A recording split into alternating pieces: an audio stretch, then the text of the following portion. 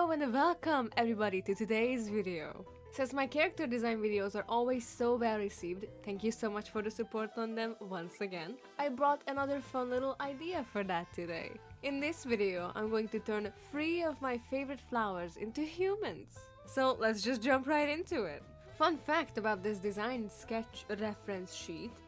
I almost didn't get the time-lapse because I saved the first illustrations file onto this one, but I was able to retrieve it from the Clip Studio backups folder, so thank goodness. I'll talk more in detail about each design as we go along.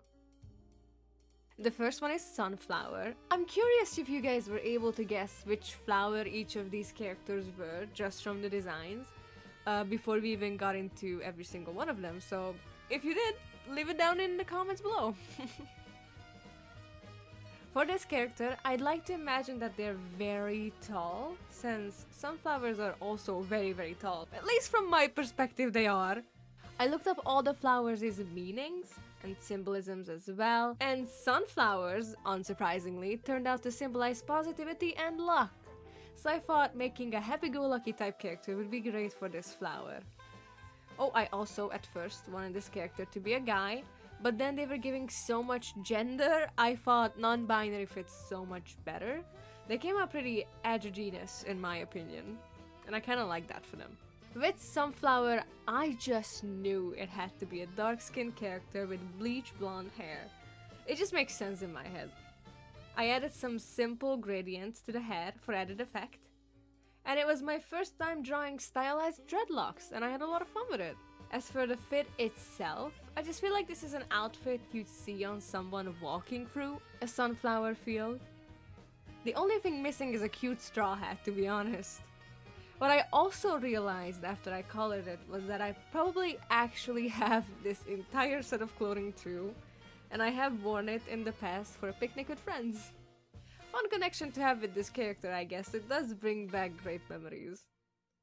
I ended up changing the jewelry a bit. In the original sketch, I made them green, so as to symbolize the stems of the flower, but in the end I thought it took away more from the design than it gave.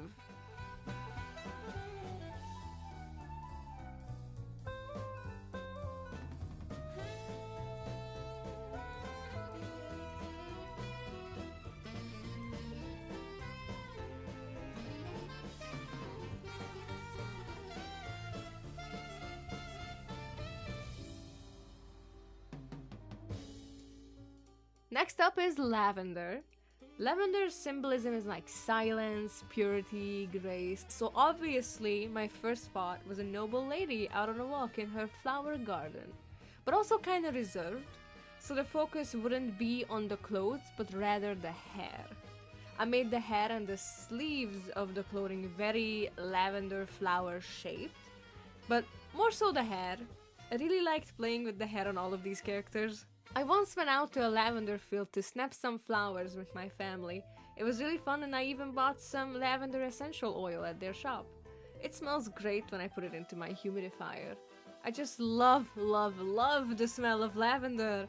So anyway, what I actually wanted to say with this is that I wore the same exact straw hat for this occasion, so it was inspired by that.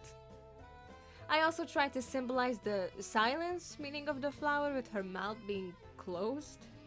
It's a very cheap symbolism, but I mean, you are definitely silent when your mouth is closed, so technically it makes sense. Is it clever? Not really, but it's something. Same thing with the eyes. Lavender's smell has a very calming effect, and normally when people are relaxed, they close their eyes, so she's one of those character types who always permanently has their eyes closed, but somehow still sees. I actually always love those characters in media. They're either very pretty or they have the most mischievous personality out of everyone, and I can't help but just love that.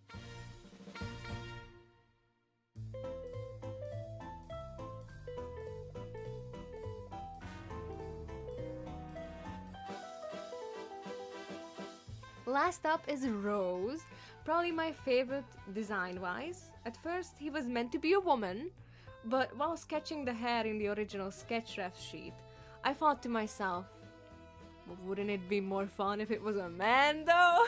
So I made him into a man.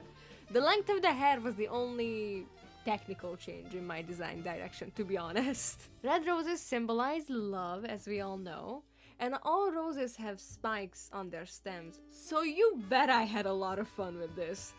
I think he's definitely a character that is a very self-absorbed, loves looking in the mirror 24/7, thinks he's the most beautiful kind of deal. But he would love luring in others with his looks.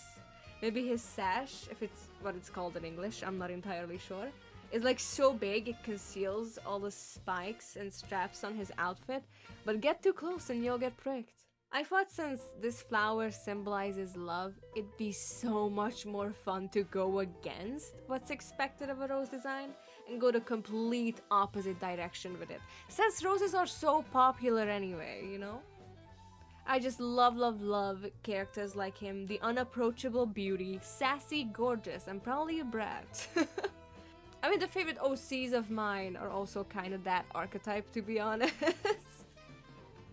I loved doing his hair. I think it ended up resembling the flower he was supposed to be the most out of the three.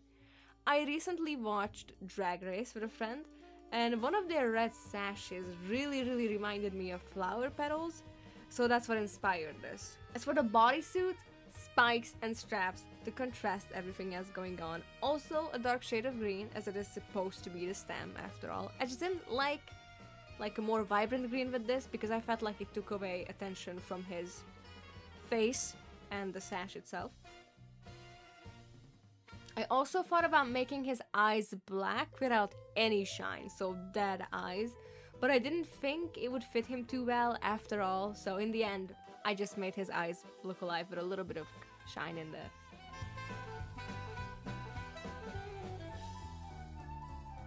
And with that, we have all 3 flowers finished. I do not have a name for them, so if you guys want to, I'd love to hear your name suggestions in the comments below. It also lets me know that you stuck around till the end. I'll announce the chosen names for them at the beginning of my next character design video. I'll even give you a little hint. The next character design video will have a bunch of very tasty art. Alright, well, that's it for today's video.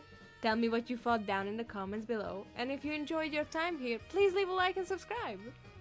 If you want to see art from me that doesn't make it into videos, you can always follow me on Instagram and Twitter at Eris_VT.